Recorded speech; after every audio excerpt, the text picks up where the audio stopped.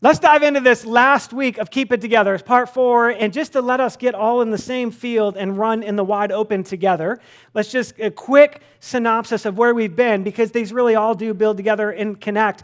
We started on week 1 just saying, okay, look, if we're going to have a family that keeps it together and survives storms and wins the day and actually doesn't just kind of barely hang on, but comes through hard times better and greater and with more influence and with more impact, if we're really going to keep it together when it feels like life is designed to kind of pull us apart, we got to first build solid. We got to build solid. Here's what's true about every one of our families, whether you're dating or engaged, or your family's a dorm room right now, or you've got a full house or an empty nest, retirement, single living, whatever it is, grandparenting. Listen, every family is built on something. Every family has chosen something, either intentionally or unintentionally, either with very deliberate choice or just kind of getting caught in the wave of life. There is something that our family is built on. There is something that is at the center, and it's what we are relying on to be the strength and hope of our family. And it can be lots of good things. It might be raising good kids. It might be getting a good education. It might be an economic dream. You might be built around job or economy. You might be built on social status or just having enough friends. All those are good things. You might be built on kindness. You might be built on manners. You might be built on good citizenship, right? We're all built on something. All of our families are built on something. The invitation of Jesus is to say, hey, life has a way of kind of pulling us apart, like ripping us apart at the seams. Life has a way of dealing with storms and floodwaters raging and all that goes with that. What if you would allow me, as the one who created you and can hold all things together, what if you would allow me to be the center? What would it look like to let Jesus be the center? And what happens is this: when Jesus is the center, we take him out of a consulting role where we occasionally check in with him or occasionally ask for his help or his idea or his counsel, and we literally let him become the leader and the waymaker in us, and we learn his ways and we follow his lead. When Jesus becomes the center.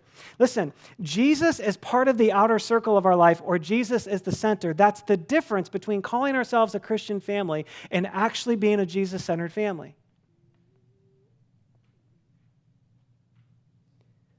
I've said that every week, but listen, here's the truth. We live in a culture where being a Christian family by name is still kind of okay. It's socially acceptable still. You can kind of get a pass for that, right? But to be a Jesus-centered family is completely different than calling ourselves a Christian family. Jesus-centered is he leads the way, he sets the pace, he gives the counsel, he's the hope, he's the healing, he's the way, he's the life, he's the strength, he's the glue. And he says, I hold all things together. And once we decide that Jesus can be the center and we're going to yield to him, then what happens is then we can do what's called build sacred. Now again, everybody has solid. Something is solid. You've picked the middle of something. You've picked the middle of your family. Whatever that middle is, it's determining what's sacred, what's most important. What are the non-negotiables in your family? And on that week, Eric and I, we just shared some of the Allen's sacred things that are the non-negotiables for us, the things that when push comes to shove, these always win the day for us, and these aren't being compromised, they're not being debated. We're not perfect in them. Sacred it doesn't mean we're perfect. It means we've chosen to say we're always going to work on these because they're that important to us. And so we're leaned in on some of those things. And what's sacred is the thing you say, man, regardless of season and regardless of condition, this is an anchor for us. And if Jesus is the center, then he starts to build sacred. He starts to help shape, these are the things that are probably going to be most sacred, most enduring, most non-negotiable to us. Once we build sacred and we decide these are the most important things, then we can solve calendar. Listen, so much of the tension in our family and the stress and the pressure is because our calendars are out of control. We won't take a poll, but I can just guarantee there are not many of us in the room sitting around thinking, man, one of my biggest aims right now in life is to find more things to do. I've really just been looking for more things to sign up for, more things to get my kids involved in, more things to do with my spare time, right? That's not the thing. So what happens is when we build sacred, then what we say is, look, calendar is better when sacred goes in first. The easy thing to get caught in, kind of the pattern of the world, is everything just starts flying in and the little things that just keep nipping, keep adding in. And then we get to the end, and our calendar's so full, we can't really get the most important things in. And because they're the most important, when they don't make it, they cause the most tension. It's where we start to fight the most. Yeah, but we said this, and no, we said this, and how are we going to do that? And all right. But when sacred goes in first, somehow the calendar starts to sift. And we actually end up with a little bit of breathing room. And don't you just know, man, calendar is easier, and life conversations around calendar are easier when there's a little bit of breathing room. And breathing room comes when we put sacred in first. It doesn't make the calendar perfect, it just makes it better. And it doesn't make it easy, it just makes it easier. We solve calendar. Now, when we solve calendar, it removes a lot of conflict, but not all conflict. And so today we're going to talk about where most of us wish we could have started, and that is, how do we solve conflict? What do we do with this lingering thing that they're just conflict? I mean, you put a parent and a kid in a room and leave them there long enough, they're going to be conflict, right? You put two people in a room, right? Just for sake of pulse check on all of us, how many of you came from a family? You have a family of origin. Put your hands in the air. Wake the person up next to you who doesn't have their hand in the air, because this is them, okay, right? We all came. How many of you in that family, growing up or wherever you came, you ever had conflict? Woo, doesn't that feel better? How many of you are in a family right now on an occasion you have conflict? How many of you are in conflict with the person next? Never mind, let's not go that far. But right, I mean, that's why some of you are in the building, right? I mean, you got siblings over here, they're going for it, right? Okay. So yeah, it's true that conflict is a real thing. It happens. Erica and I have conflict. We have conflict with our girls have, it's part of it. The question becomes, how are we going to solve it? Well, before we talk about it, I want to just paint us a little bit of a picture of how we need to think about conflict when we talk about conflict in the context of family. We're going to just kind of use the flip chart here to see it. And when we play this out, it's going to make perfect sense. And yet, for most of us, me included, we don't often start here. You and I, if this is our life, here's what's often true, is that you and I, somewhere, we have some conflict in our own life. We have some internal conflict. We've got something that isn't setting right for us. We've got something we're not happy about, we're not excited about. We've got something we don't like about ourselves. We got something that is yet to be resolved or to come to perfect clarity. And there's this thing of conflict in there. It's an unmet dream, an unmet expectation, a disappointment, a wound, a hurt. And then we also end up, along the way, inside of family, we also have some marriage conflict. And yet, here's what's true, and we already kind of know this, we just don't slow down long enough to think about it, is this marriage conflict is always impacted by this internal conflict. The internal conflict always impacts the marriage conflict. Listen, individuals who are at peace and have limited the internal conflict, man, together they can solve marital conflict like nobody's business. But when we bring internal conflict to another conflict, you hear how that's working against us already? And yet we're like, how can I solve this? Well, before we solve this, let's at least think about this. And then we play it out one more time, and we've got this thing called family and the gift that it is. And yet there's some conflict in that. We don't always get along. We don't always see eye to eye. We bump into each other. We trip over each other. We say things we wish we wouldn't have said. And yet, look, here's what happens. It's all impacting it. These conflicts are not perfectly compartmental and separated. What's going on in our soul impacts what's going on in the soul of our marriage. What's going on in the soul of our marriage will impact what's going on in the soul of our broader family. And that spreads out. You can keep going. You can go in-laws. You can go as far as you want.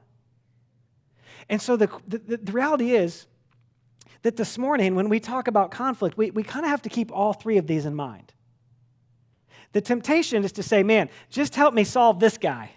Just help me solve this guy, which is super important. But for us to really solve this and understand how to solve conflict when it comes up here, we've got to be aware of all three. There's conflict in all three pockets, and they all influence the other. So what do we do with it? Well, let's look back at the little letter we've been in for the last few weeks in the book of Colossians in your New Testament of the Bible. It's a letter written by a guy named Paul, inspired by the Holy Spirit of Jesus. Paul wrote this letter to a group of people in Colossae, and he's writing to a group of people who are learning to follow Jesus. They're early in this journey of following Jesus, and they're trying to live together in families, and they're trying to live together in a community family deal, and man, they're just being pulled apart at the seams. there's a lot happening. They're being invited to think about a lot of things, do a lot of things, engage in a lot of things. People are trying to punch holes in their thoughts. People are questioning their following of Jesus. And it's threatening to pull them apart. And that's kind of how life happens, right? I mean, nobody signs their family up to go through an exercise where it's, hey, do your best to pull us apart. But yet it just kind of seems to happen. And that's what's happening a little bit for these people in Colossae. And so Paul's writing to them. He's saying, look, I want to help you keep it together in your lives and as a broader family, but also as the family, the people you share a home with. And so let's go back to Colossians 3. And if you want to follow along in your Bible, it'll be on page 806 if you got a Blue Worship Center Bible, or if you're on a phone or something, that's great. Let's just read it along. I'm going to read them off the screen this morning. Here we go. Since then, you've been raised with Jesus. Why don't you set your hearts on things above, on lasting eternal things, where Christ is, and he's seated there at the right hand of God our Father. And then Paul says it again because he knows it takes us a couple times. He said, so set your mind, you set your heart and your emotion on those things. Now set your mind in the way you think on things above, not on earthly, temporary, fleeting things that you see everybody else doing, but set your mind on lasting things. Verse 3, this is so significant. For you died, and your life is now hidden with Christ in God. And what Paul's saying is this, hey, you handed your life to Jesus. You accepted his forgiveness. And you handed him your life. And in that moment, you die to self and you become alive to Jesus and his leadership. Jesus becomes alive in you, and he literally raises your spirit to life. He makes you new, and life starts to change, and the way in which you live starts to change. And here's the good news today. If you're here today and you're a follower of Jesus and you've given your life to him and you're letting him lead, everything else we're going to read, here's the good news, everything else we're going to read, there's not a single thing you have to do on your own. We're going to read some challenging things. And not one of them do you have to do on your own. He's saying you're hidden with him. And now there's some of you are here today and you haven't given your life to Jesus. And part of the reason you're here is you're sorting out of what would I do and what would happen and what would Jesus do in my life. And maybe even today you'll consider, okay, yeah, if Jesus wants to help even in these parts of my life, I want to consider him. In verse 4, when Christ, who is your life, when he appears again, then you're also going to appear with him in this glory, this perfected condition of love. Verse 5, he goes on to say, so work with Jesus and partner with him and put to death, therefore, whatever belongs to your earthly nature. Sexual immorality, impurity, lust, evil desires, greed, which is really just idolatry. It's putting anything else above God. It's letting anything else but God be the center. And then in verse 6, he says this, because of these, the wrath of God is coming. Ooh, okay, all that means is this. There's this complete separation from God. We have a choice in this. And when we choose to live not hidden in God and we choose to live with Jesus not as the center and as the lead, what we're really doing is we are continually separating ourselves from God. And when we experience this total separation from him, it begins to feel like wrath. We begin to experience this inner turmoil, and it just feels like life is working against us, even when it's somehow good. So Paul says, let's be real practical about it inside this context of relationship. Verse 7 says this, you used to walk in those ways, in the way you once lived. Hear it? You used to walk, but now you're a new person because now Jesus lives inside of you. Now you're not the leader of your life. Now you're the follower of Jesus' life in you. You don't have to work this thing out on your own. In verse 8, he gets real practical. I love it. But now, work with Jesus to get rid of all such things as these: anger, rage, malice, slander, and filthy language from your lips. Now, doesn't it sound like if we could just do those, there'd be a lot of conflict out of our home? Right? Don't those sound like a good idea? Now, if we were super honest, we could take a little poll and say, how many of us have tried? It just doesn't really seem to work, does it? We keep trying, and this stuff somehow seems to keep surfacing. Paul adds to the list a little bit in the next verse. He says, and don't lie to each other. That disrupts the relationship and the trust. And that used to be the way you did it. You would have anger and rage, and you would manipulate, and you would lie, and you would deceive. But you took all that off. You took all those practices off, all those habits, all those ways. You don't use those tools anymore. And you've put on a new self, verse 10, which is being renewed in the knowledge or the experience of the image of its creator. You're being renewed in this experience of living like Jesus. And when we do that, here's what happens in verse 11. When we start to live like Jesus because he's the one who's alive in us, then there's not all these divisions. There's not Gentile, Jew, circumcised, uncircumcised, barbarian, Scythian, slave, free, but Christ is actually in all. When we get rid of these old practices, we start to see each other differently. We start to see past the things that historically have divided us and parted us. And here's the thing. It would be easy, right, to avoid conflict if we could, in a snap, pull out all of that anger and rage and malice and slander and lying and deception and manipulation, right? I mean, that doesn't take rocket science, right? Like, yeah, let's go home and just not have any of that. And then call somebody this evening and tell them it perked up again, right? It's not that easy. But it's one thing to say, let's just not have that. It's another thing to begin to understand, why is that even there? When conflict emerges, why does anger, why does rage, and listen, rage is not always loud. Why does silent treatment, why does the cold shoulder, why does the passive aggressive, why does the stray word, why does that stuff emerge? When the conflict, why does that feel like the default? See, it's one thing to say just get rid of it, but we got to understand why it's there. And here's the deal. Jesus is always about changing things from the inside out. That's why he wants us to be alive with him, right? What's really going on in the inside that causes us to respond to conflict with all of those qualities, all of those old practices, all of those tools, maybe even we would call them weapons, is because when conflict emerges and we're the leader in the response, our first motive is to defend and preserve self. The reason anger and greed and things like jealousy and slander lead the way is because our first motive in conflict when left to ourselves is to make sure we set ourselves up to win, to be right. Come on, listen, don't we know that's the end goal of anger? The end goal of anger is not just to get back at somebody, it's to be right. The reason we want to get back at somebody is because we want to be right, and we want them to be wrong. The reason we have rage is because we think we are right and that we have been wronged. The goal of those initial practices and tools, it's self-defense, it's self-preservation, it's self-winning. And when self wins, the relationship doesn't really have a chance to win. And so Paul's saying, look, let Jesus help you take those things off. Those were the old way. You don't have to do that by yourself. Be hidden in Jesus so that the natural result is you and him working together to kind of be free of those old patterns and ways. And when you do, something new emerges. Let's look at verse 12. Paul starts to paint another scene. He says, there's a different way to do this.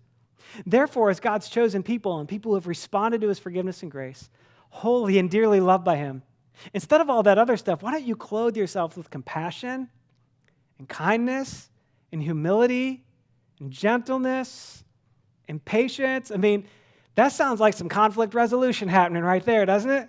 You tell me, what has a better chance of resolving that thing, anger or compassion? I was saying, look, let's lean into that. Look what he says in verse 13. While you're at it, bear with one another and forgive one another. If any of you has a grievance against someone, just forgive freely as Jesus forgave you. And then verse 14, he puts them all together. And he says, above all those things, put on love. Because love is the one that actually ties all those together and makes them function. Well, who is love? I mean, love is Jesus. Paul's saying, look, let Jesus be alive in you. He is love, and he'll put all of those things together in you, and together with his help, you begin to learn to live out of those. See, here's the difference. When we talk about anger and rage and malice and slander and lying, we're talking about how do I win? How do I win? How do I attack a person so I can win? When we're talking about love that expresses itself in kindness and compassion and gentleness and patience, we're talking about how do we attack a problem so we can win? One is, how do I attack a person so I can win? One is, how do we attack a problem so we could win? One is about the self-win. One is about the relationship win. One is about self-preservation. One is about the relationship preservation. See, when we get to this point of conflict, the person that we're in conflict with, we often begin to treat, even unintentionally, like they're the enemy. They're not the enemy. The problem is the enemy. Paul's saying, look.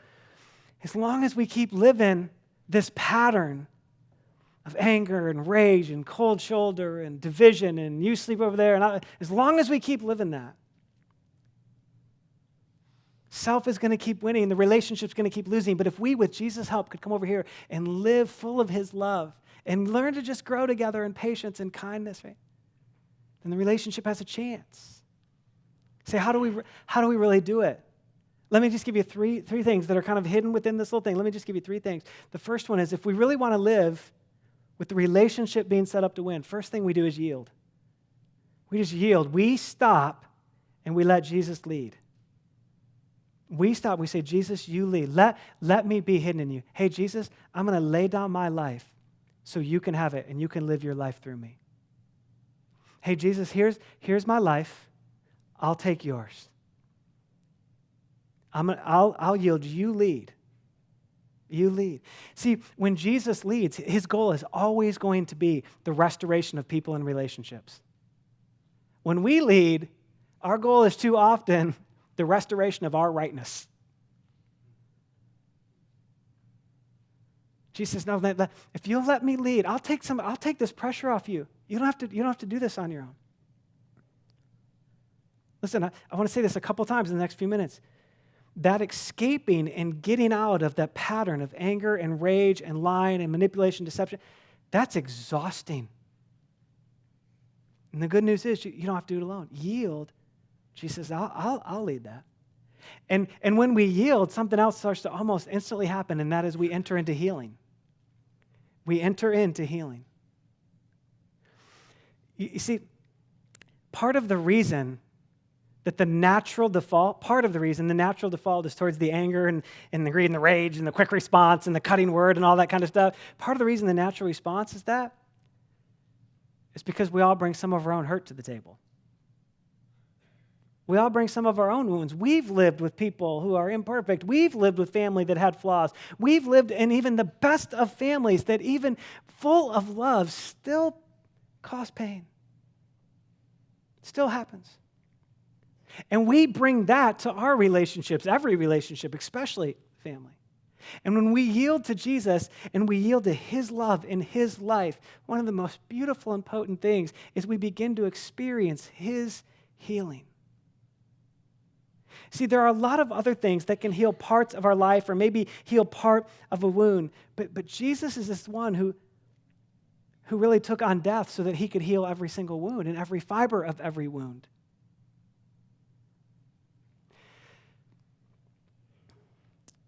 Part of the reason that we end up in the same conflict patterns in our families and in the same conflict circles and issues is because we come with just enough healing that we manufactured somewhere to have just enough strength to keep going, and we think that's enough, or we think that's all there is. And then we're surprised when the same issue comes up later. When really all we've done is kind of gotten ourselves good enough to keep moving. And she says, look, I can hold all this together. Like I actually want to be a healer to you. I actually want to heal this internal conflict. So that when you bump into marital conflict or family conflict, I want to actually be the one who's in the process of healing you. So you bring a healing trajectory to every other conflict you encounter.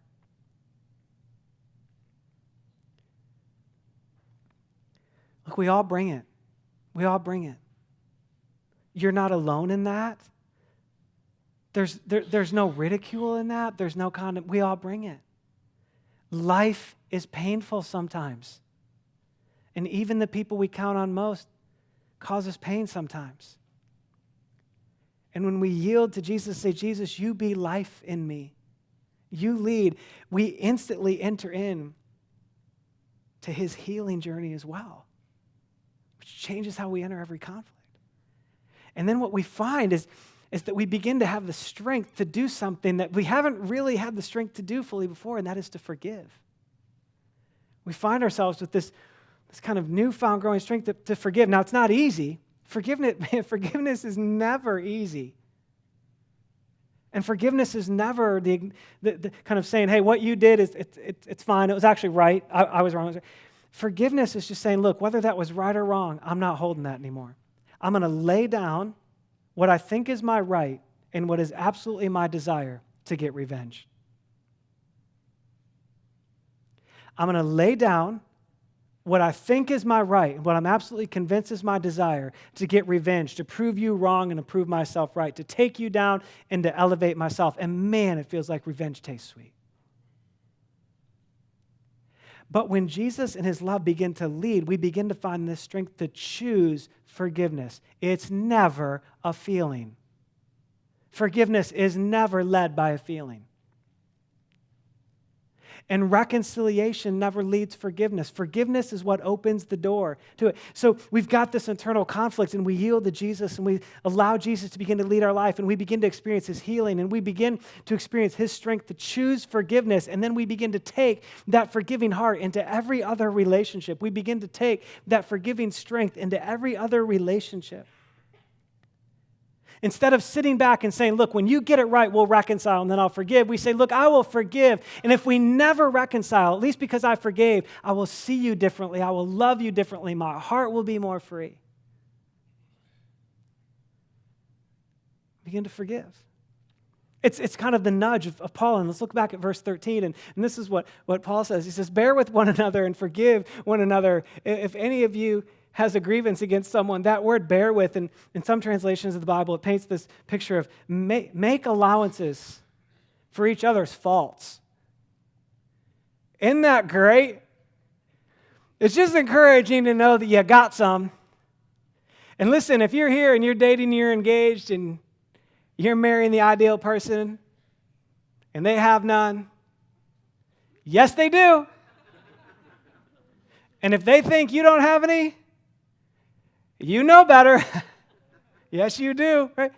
Just make room for each other. We all bring faults to the table. We all bring imperfections to the table. We all bring this growing life transformation to the table. Paul says, just make room for that. So when it happens, you're not so caught off guard by it.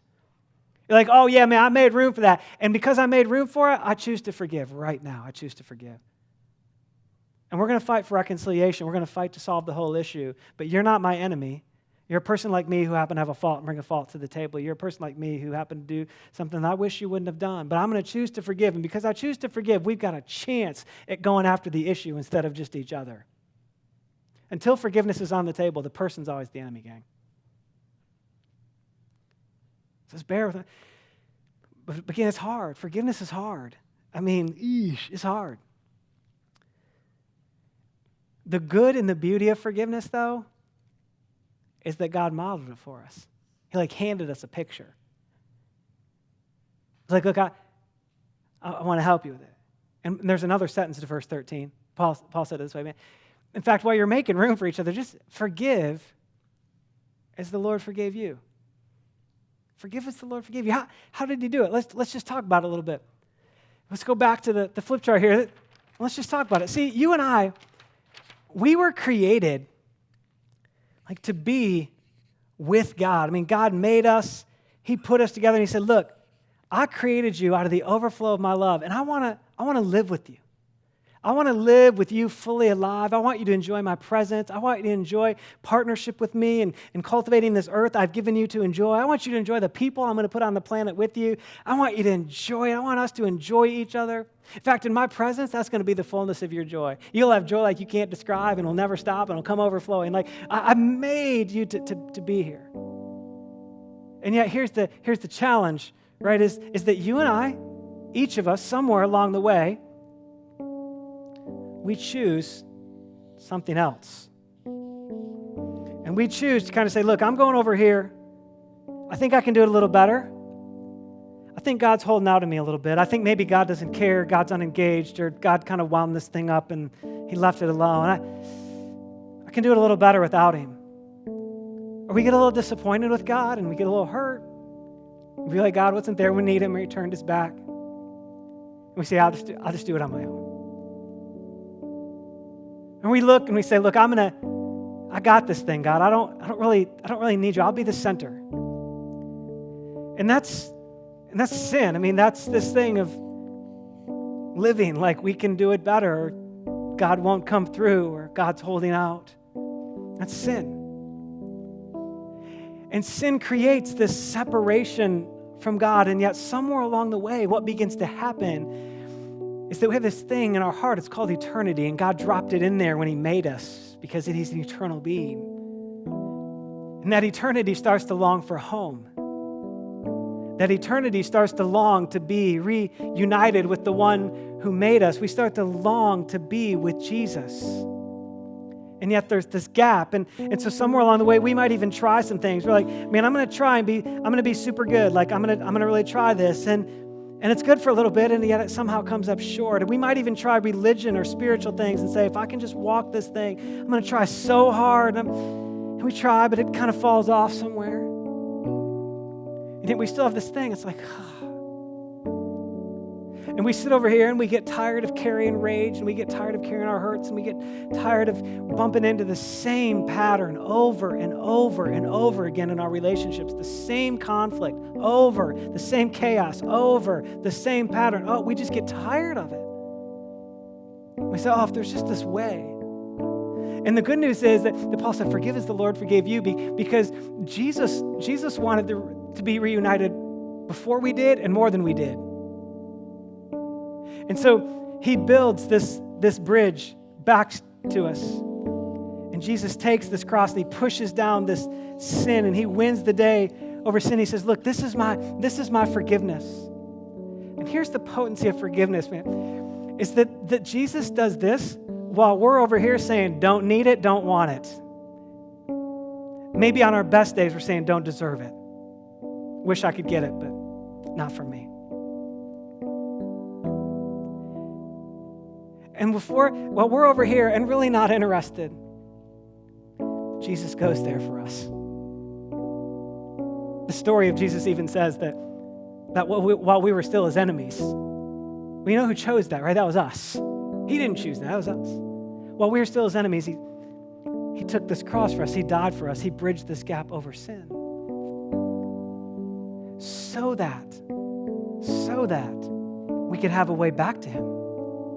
So that we could be reunited to him. So that this eternity that's in our heart could be answered. You say, how do I do it? I mean, he made this forgiveness, and how do I do it? Can I say how simple it really is? And listen,